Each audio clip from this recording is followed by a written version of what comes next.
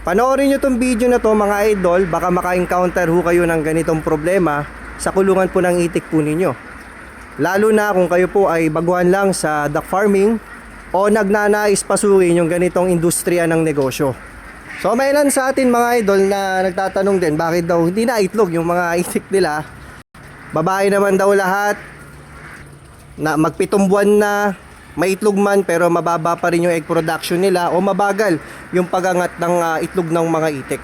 Nagtatanong sila kung anong possible na nagiging problem na yon. So baka makakatulong tong video na ito mga idol sa pag-solve po ng problem po ninyo. Bibigyan ko kayo mga idol ng isang problem na madalas ko nakikita sa mga baguhan sa duck farming. Kapag ho kasi mga idol nagpapagawa ko sila ng kulungan, okay, tama naman, maluwag yung kulungan, kompleto sa painuminan. Hindi ho nila nakukonsider mga idol yung sikat ng araw. Ayan, yan, ito pakikita ko sa inyo ha. Sikat, ayan o. Ayan po. Ayan, anong oras na? Ayan, alas 2 na ho ng hapon. Ay napakainit ho ng panahon ngayon dito sa amin sa Zambales. Ayan, napakainit, tirik na tirik ang araw, napakaganda. Ayan ho mga idol yung problema na pinakikita ko sa inyo. Yung sikat ng araw, nasisinagan o naiinitan yung painuminan ng itik. Ayan po.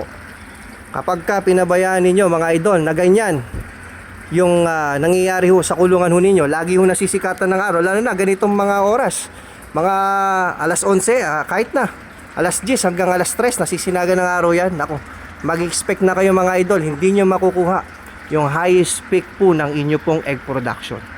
Bakit? Lalo na ganito mga idol, isa lang yung kanyang faucet. So sobrang haba ho ng poultry po na ito. Malamang sa dulo niya mainit yung tubig. So ang itik nakakainom ng mainit na tubig. So dahil nga mainit nga ngayon, dapat ang maiinom na tubig ay ang maiinom ng itik na tubig ay dapat malamig.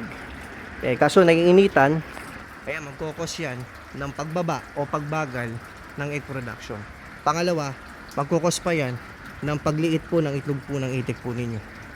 Ayan po mga idol. So dapat hindi ho yan naaarawan.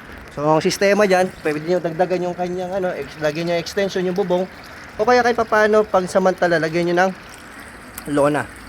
Ayan, hindi ho dapat yan naaarawan. Yan po ang pinaka pinapayo ko sa lahat ng magsisimula.